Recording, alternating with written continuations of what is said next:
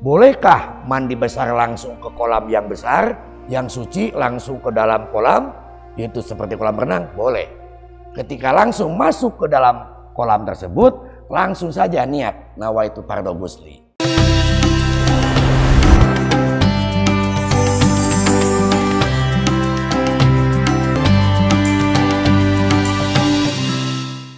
Nah, sekarang akan pasal selanjutnya, pasal ke-7 akan menjelaskan tentang fardunya atau kewajiban dalam mengerjakan adus. Bagaimana dan apa saja ketika mandi besar itu yang harus dikerjakan.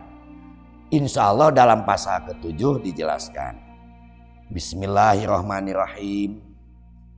Alhamdulillahirabbil alamin. Allahumma sholli ala sayyidina Muhammad wa ala ali sayyidina Muhammad. Faslun furudul ghusli isnani. Sedikit nih. An-niyatu wa ta'mimul badani bil ma'i. Ketahuilah dalam pasal ke-7 dari istinja dengan batu jumlah ke-7 menjelaskan yaitu mandi besar. Rukun itu atau kewajiban di dalam mempraktekkan mandi besar itu ada 2. Faslun ari ieu eta hiji pasal.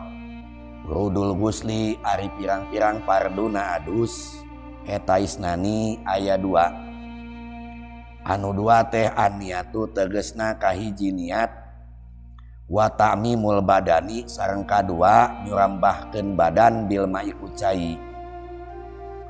Hanya 2, gampang dipahami dan mudah untuk dihafal. Faslun furudul ghusli, pasal yang ke-7 itu menjelaskan, menguraikan keparduan dalam melaksanakan mandi besar adus. Ketika kita mandi besar, maka yang 2 ini harus dipenuhi. Tidak boleh ditinggalkan atau tertinggal. Jika tidak dikerjakan yang 2 ini, maka adusnya atau mandi besarnya tidak jadi atau tidak sah. Kesatu fardunya mandi besar itu adalah niat. Jadi niat mah setiap amal ibadah apa saja harus.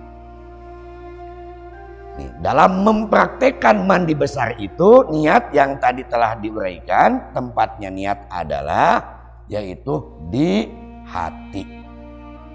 Contoh, kalau ini tetapi bapak-bapak mau mandi besar atau adus di dalam hati, disampaikan, diucapkan nawaitu fardhul ghusli. Nawaitu saya niat fardhul ghusli menunaikan fardunya mandi besar.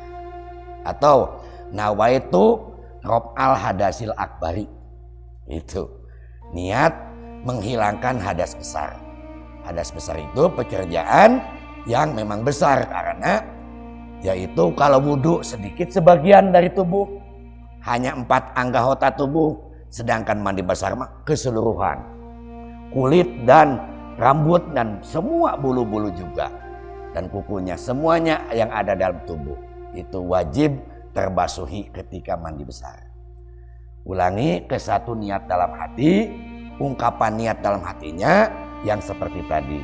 Boleh nawaitu fardhul ghusli, saya niat menunaikan fardu mandi besar, atau dengan niat nawaitu raf'al hadasil akbari, saya niat raf'a itu menghilangkan hadas yang besar. Boleh, tinggal milih saja mana yang ringan dan mudah gitu.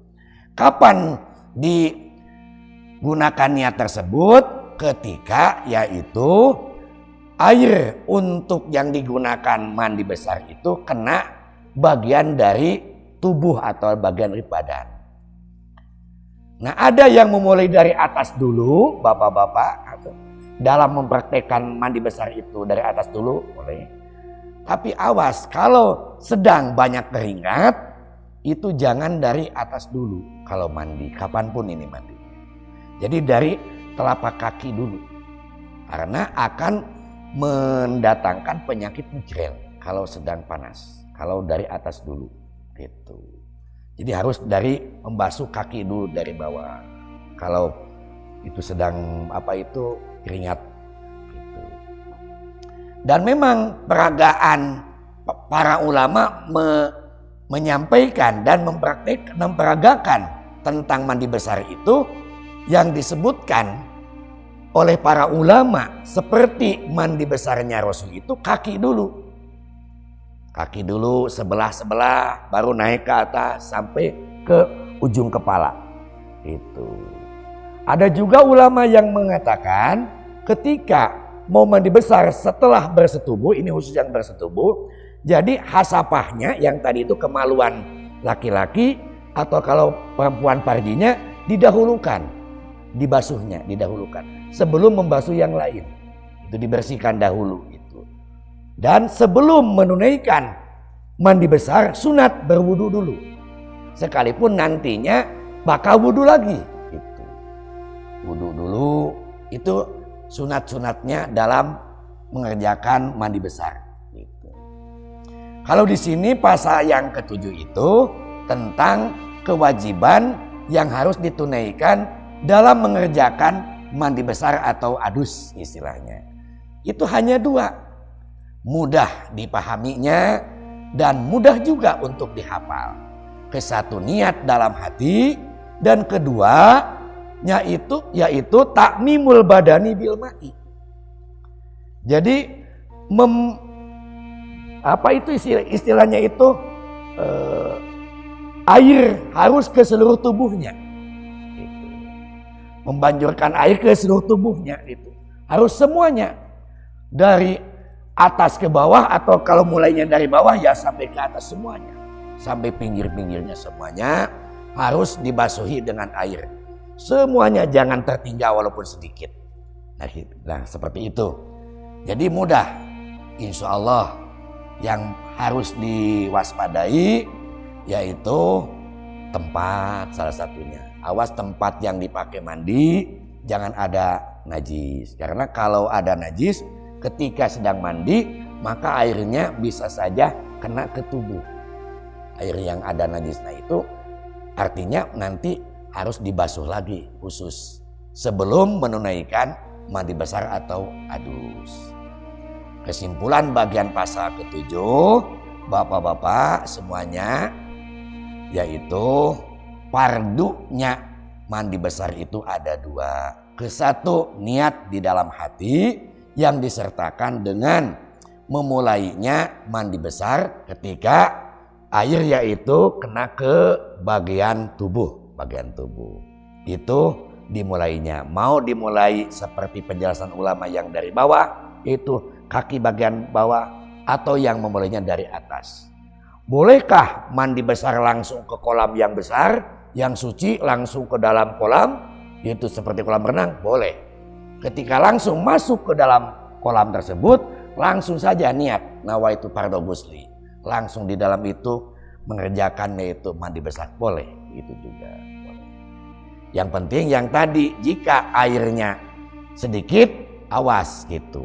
Hati-hati gitu. Tapi yang itu ya seperti kolam-kolam itu mah sudah ukuran lebih daripada 2 kulah itu. Karena ukuran 2 kulah tadi juga sudah disampaikan. Yang penting jika itu kemasukan najasah tidak merubah sifat-sifatnya. Itu kesimpulan dari fardunya mandi besar ada 2. Satu niat dalam hati dan kedua menyurapahi yaitu seluruh tubuh. Itu seluruh tubuh harus yaitu air semuanya kena.